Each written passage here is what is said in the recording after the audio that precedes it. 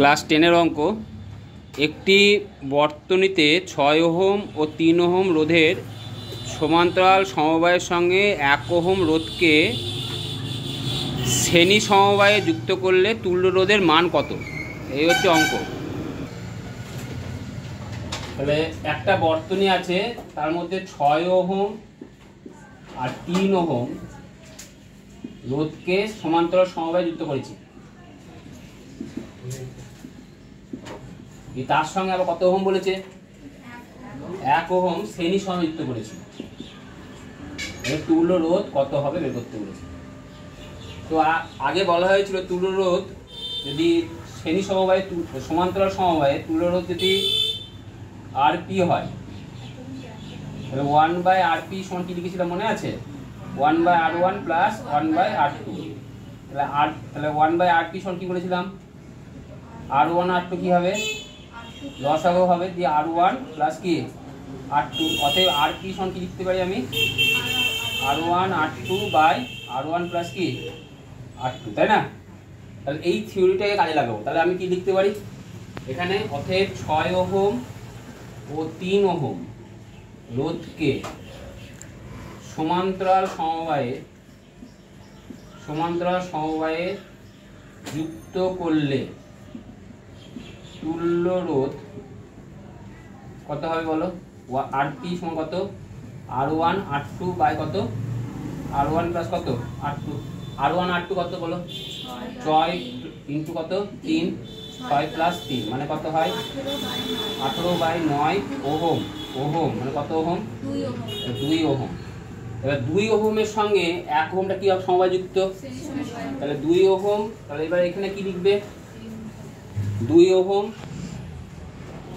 ও 1 ohm রোধকে শ্রেণী সমবায়ে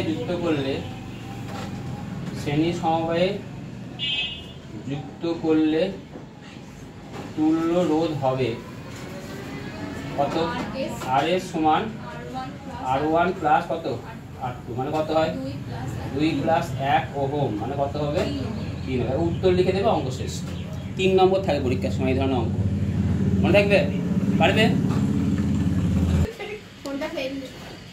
অঙ্ক হচ্ছে যে এ ধরনের একটা সার্কিট আছে, এর তুল্য রোধ কত হবে। তাহলে দেখো এ আর বি বিন্দু সাপেক্ষে এই দুটো 5 ওহম শ্রেণী সমবায় আছে, বুঝা গেল? তাহলে এ এবং বি বিন্দু সাপেক্ষে 5 ওহম মানের দুটি রোধ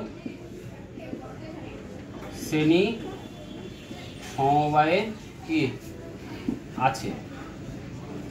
অতএব শ্রেণী সমবায়ে তুল্য